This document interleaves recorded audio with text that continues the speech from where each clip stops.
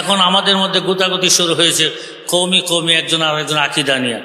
ছোট ছোট বাচ্চা যারা তাদের পশমের তুল্য হবে না, তারাও তাদেরকে নিয়ে ফেসবুকে লেখালেখি শুরু করে। এটা চরম দৃষ্টতা, এটা আমাদের ইজ্জত সম্মান, আমাদের অবস্থা নষ্ট করে দেওয়ার অবস্থা। এই ভাইরাল কেমনে হওয়া যাবে এই চিন্তা করি, কিভাবে সুর দিয়া মানুষকে একটু খুশি করা যাবে সেই চিন্তা করি, কিভাবে টেকনিকে কিছু পয়সা বেশি আদায় করা যাবে সেই চিন্তা করি।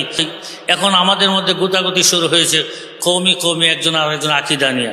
কৌমিতে যারা লেখাপড়া করে দাওরা পর্যন্ত পড়ে, ওদের আকিদা নিয়ে প্রশ্ন করার সুযোগ আমার জানার মধ্যে থাকার কথা না। তারপরেও কেন? তারপরে হলো এটা একজনের বক্তব্য, হয়তো তারা শুনে নাই অথবা বোঝার শক্তি তাদের হয় নাই, যে কারণে তারা বিভিন্ন সময় বিভিন্ন মন্তব্য করে নিজেদের মধ্যে ফাটল সৃষ্টি করার চেষ্টা করে। তা আমরা মনে করি, আজকে দেখেন বাংলাদেশ জামাত ইসলামী এরা যে পরিমাণে মাঠে কাজ করে, যে পরিমাণে মেহনত করে, তার যদি অর্ধেক বা 4 ভাগের 1 ভাগ মেহনত আমরা করতাম, তা আকিদা নিয়ে এখন সেমিনার করার প্রয়োজন আমাদের পড়তো না। আমরা আমাদের জায়গায় বসে আছি, এই দাওয়াত দিব, কোথায় দাওয়াত খাবো, কোথায় দাওয়াত দিলে আমাদের মধ্যে তো অনেক রূপ ঢুকে গেছে। ভাইরাল কেমনে হওয়া যাবে এই চিন্তা করি, কিভাবে সুর দিয়া মানুষকে একটু খুশি করা যাবে সেই চিন্তা করি, কিভাবে টেকনিকে কিছু পয়সা বেশি আদায় করা যাবে সেই চিন্তা করি। এই চিন্তা আমরা করি না যে আমাদের দায়িত্বে আল্লাহ পাক যে আমাদেরকে দায়িত্ব দিয়েছেন, আমাদের দায়িত্ব আছে মানুষকে দিনের পথে আনা, তাদের আকীদা সহি ঠিক করা, আকীদা ঠিক করা, হাজারো দায়িত্ব আমাদের আছে। দায়িত্ব চিন্তা আমরা কেউ করি না, শুধু কিভাবে ভাইরাল হওয়া যাবে, কিছু টাকা কামাই করা যাবে, এটা চিন্তা করি। এবং এটাও চিন্তা করি না আমার নিজের আমল আখলাক ঠিক হবে কেমন, এই চিন্তাও আমরা করি না। তা আমি আজকে যারা রাবেতার সাথে সম্পৃক্ত আছেন, আল্লামা মামুনুল হক সাহেব, আব্দুল বাসেদ খান সাহেব, আমার দোস্ত খালিদ সাইফুল্লাহ আইয়ুবী এবং হাসান জামিল সাহেব, তাদের দিকে তাকান। যদি সব কিছু ঠিক করতে চান, তা তাদের আমলের দিকে তাকান, তাদের এলেমের দিকে তাকান, তাদের চালচলনের দিকে তাকান, তাদের সব কিছু অনুসরণ করেন, তাহলে আশা করি আপনার আমার সব ঠিক হয়ে যাবে। এই জন্য বড়দের সাথে আজকে আমিন সাহেব নাই, শাহুল আদি সাহেব হুজুর নাই।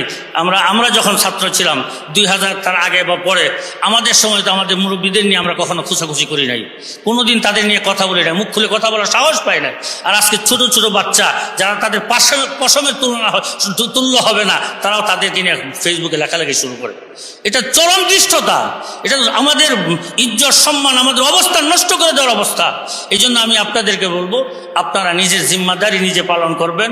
এবং যে জিম্মাদারিতে আছেন, বিশেষ করে মুসল্লিদের অনেক হক। আমি যতদিন ইমামতি করেছি, আমি প্রতি বছর আমি চেষ্টা করতাম আমার মুসল্লিদের সকালবেলা কোরআন শরীফ নিজে পড়াইতাম বিনা পয়সা। আমরা কখনো মুসল্লিদের কাছে কিছু পাওয়ার আশা করি নাই। যেদিন আমরা পড়েছিলাম সেই মিজানের মধ্যে আলিয়াদুল উলিয়া খায়রুম মিন ইয়াদি সুফলা, উপরের হাত নিচের হাত থেকে উত্তম, দাতা উত্তম দান গ্রহীতার চেয়ে, সেদিন থেকে সেই অভ্যাস আমরা গ্রহণ করেছি, সেই অভ্যাসের উপর পরিচালিত হয়েছি। যে কোনো মুসল্লিরাও কখনো ছোট চোখে ইমামদেরকে মনে করে যে দাওয়াত খাওয়ার হুজুর, অমুক হুজুর তমুক হুজুর, এটা অন্যদেরকে মনে করতে পারে, আমাদেরকে কখনো মনে করার সুযোগই আমরা দিই নাই। এই জন্য আমি আপনাদেরকে বলবো যে নিজেদের অবস্থান তৈরি করেন, নিজেরা চাকরি করেন, খেদমত করেন, এর পাশাপাশি একটা ব্যবসা শুরু করেন এবং সমাজের সাথে সম্পর্ক করেন। আজকে যে ইমান নিয়ে আজকে আমরা সমস্যা পড়তেছি, আজকে দেখেন হাজারো আলোচনা হয়েছে, সব আলোচনা শুনছেন যে হিজবুত তাওহীদ ইমান ধ্বংস করে দিচ্ছে। মানুষ তাদের কাছে বৃত্তেছে কেন? আমাদের দাওয়াত নাই, তাদের দাওয়াত আছে। আজকে আহলে কোরআন, তাদের দাওয়াত আছে, আমাদের দাওয়াত নাই, যেখানে তাদের দলে বুঝতেছে। এরকম আহলে হাদিসের কথা বলেন, আহলে হাদিসের দাওয়াত আছে, আপনার দাওয়াত নাই। তাদের লিখনি আছে, হাজার হাজার বই পুস্তক মার্কেটে তারা দিন রাত ছাড়তেছে, হাসরা মিজা যা হোক, কিন্তু তারা করতেছে, আমরা করতেছি না। তা আমরা আমাদের জিম্মাদারি থেকে পিছনে আসি বিদায় আজকে আমাদের সমস্যার দিন দিন বাড়তেছে। এমন একটা দিন আসবে শুধু আফসোসের হাত পুরোতে মারতে হবে, কোনো লাভ হবে না। এই জন্য আজকে থেকে আমরা সংকল্প গ্রহণ করি, যার যার জায়গা থেকে আমরা চেষ্টা করি, আমাদের মুরব্বীরা যত আলোচনা করেছেন প্রত্যেকটা আলোচনা আমরা ধারণ করি এবং এটা বাস্তবায়ন করার চেষ্টা করি, আমলে আনার চেষ্টা করি। আসসালামু আলাইকুম ওয়া রাহমাতুল্লাহি ওয়া বারাকাতুহু।